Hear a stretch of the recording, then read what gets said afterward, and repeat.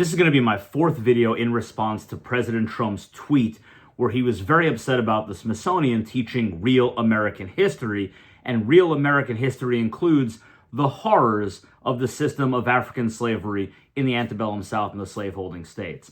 And again, a trigger warning for any of my viewers.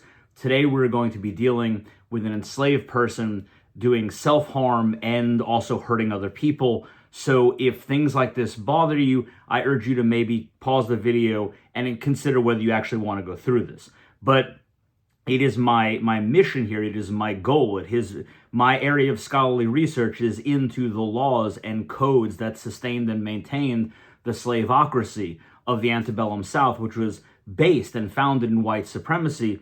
So my mission here on YouTube and in social media is to educate people as to the horrors of the system, even though it's very difficult to sit and listen to. So today we're going to remain in Louisiana, as we have with the past few cases. And this case today is called Walker v. Hayes. And Walker v. Hayes was heard by Louisiana Supreme Court in 1860, so right at the end of the antebellum period. And to understand this case, you have to understand a little bit about the law of sales in Louisiana. And it's still relevant today, but especially when we're talking about the sale, in this case, of human beings and understanding human beings as property, you have to understand this aspect of Louisiana law. But before we even get into that, the point of today's video is to show you the mental gymnastics that jurists in the South had to go through to maintain and to keep up the system of antebellum slavery. How any wrong move by the jurists, by the courts, by the legislatures could have the system cave in on itself. And that's the point of today's lesson. And they did everything possible to consolidate power within white supremacy and to continue the system at all cost, even when they had to be disingenuous with themselves. When you ask how could these men have gone back and looked at themselves in the mirror at night and slept well? Well, they slept well because they were, for the most part, white supremacists, and they were okay with the system.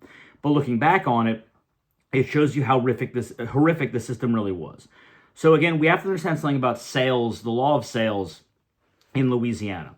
In Louisiana and in other states, there's something called rehibitory defects. And what this is it means if you bought something and something was so wrong with what you purchased that it cannot be used for the purpose for which you bought it, or had you have known about this defect, you would have paid substantially less for it, then it's possible that sale could be nullified, you can get your money back. It's kind of like a warranty, right? Now, because enslaved human beings were considered to be property by Louisiana Civil Code, rehibitory defects applied to enslaved people. And there were a few absolute vices, meaning if you could prove that an enslaved person had one of these problems, it could nullify the sale, you can get your money back. Again, it was kind of like a warranty. And this is very difficult to talk about human beings, but this was the legal system of the time. This was the foundation. This was the slaveocracy. As you've heard me say before, the antebellum South was not a society with slaves. It was a slave society. So, in this case, the plaintiff was a slave dealer. And the plaintiff sold to the defendant an enslaved woman and her child. Before they could be delivered, right? So the contract was signed. And again, this is 1860, so it took time between contracts and payments and things like that.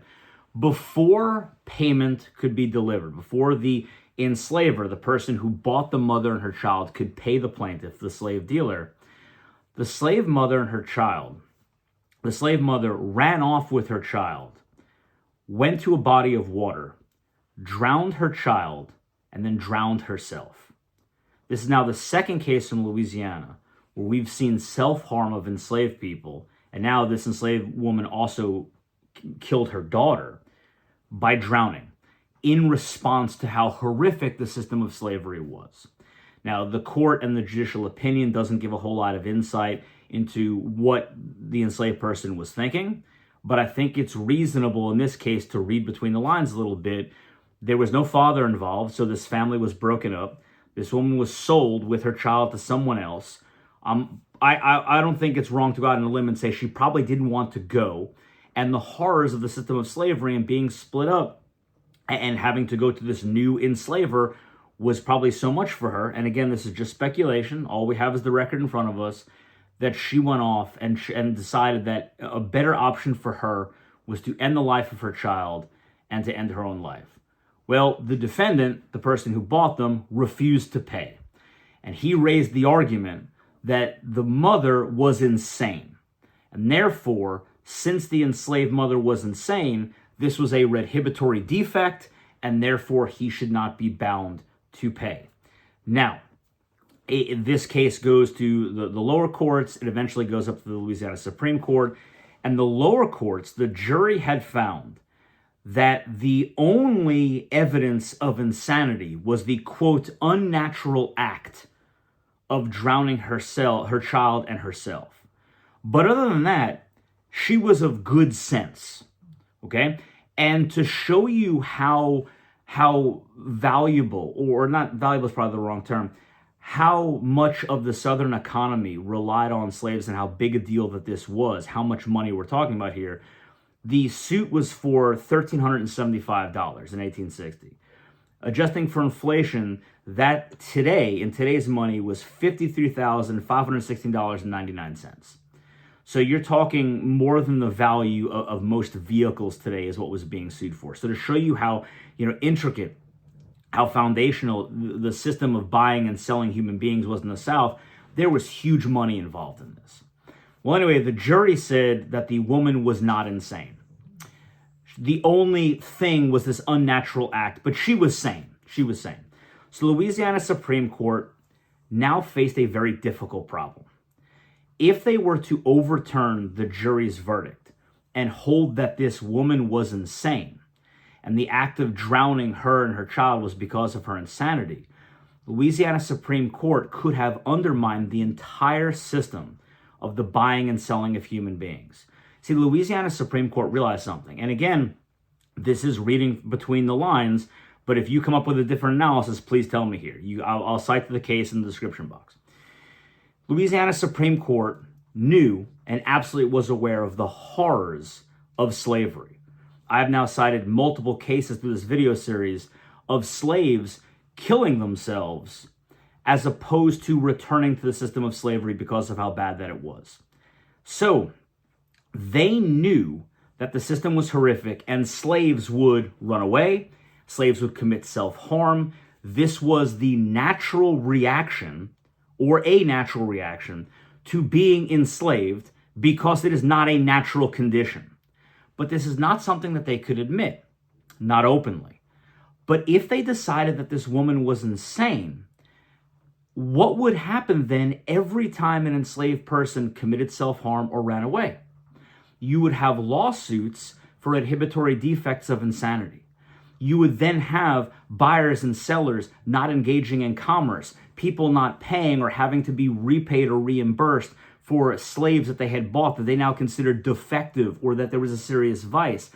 You could see how anytime someone would purchase an enslaved person, if that slave would run away or hurt themselves, which they did, as we can see from the judicial record, that there would be lawsuits and it would cause a collapse of the commerce of slavery. So the Louisiana Supreme Court could not overturn that jury verdict, because if they did and they found this woman insane, the repercussions for the buying and selling of slaves, for one of the biggest parts of the Southern economy, right? It wasn't just the slaves doing the work in the fields and producing cotton and sugarcane and all the other cash crops of the South. The system, the merchants that bought and sold slaves, the system of buying slaves, all of this was fundamental to the economy of the South.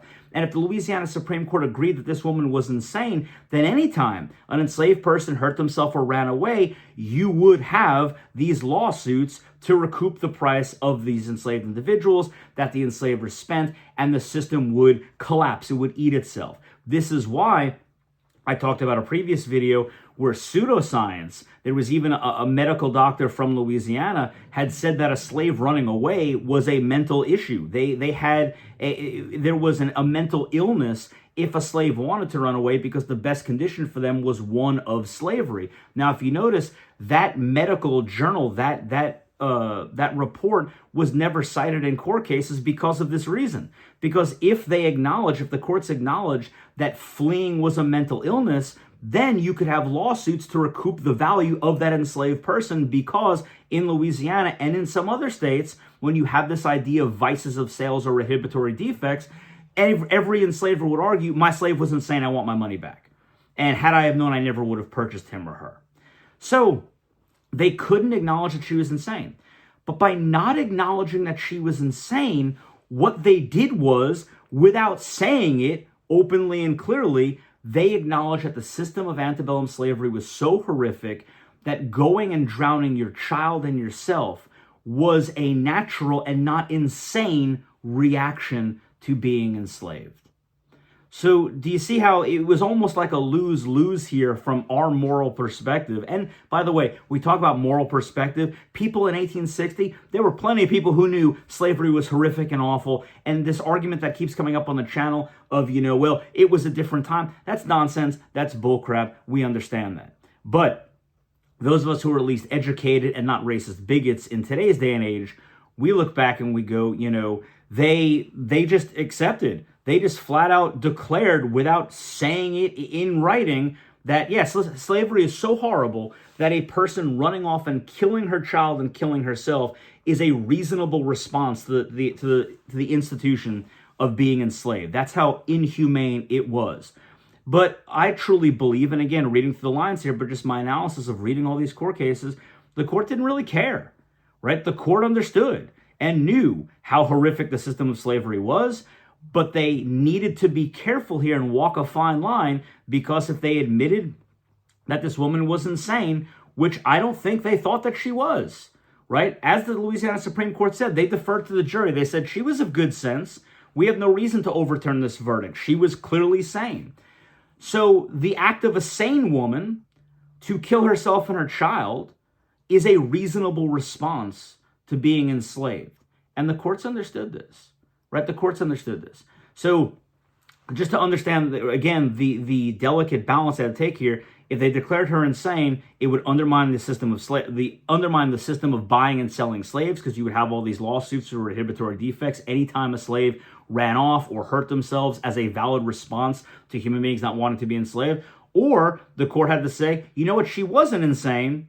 This is a reasonable response to enslaving another human being. So when, we see President Trump get angry that American history must confront and must be honest with how horrific slavery was, that should upset people, because there is nothing good about the system of African slavery in the antebellum South. It was based on white supremacy. It was a horrible institution, and it was one of the foundational pillars of the United States. And it will go with us as we continue to go through history. So we must study it correctly and appropriately, not whitewash it, not ignore it. We have to confront it for what it was.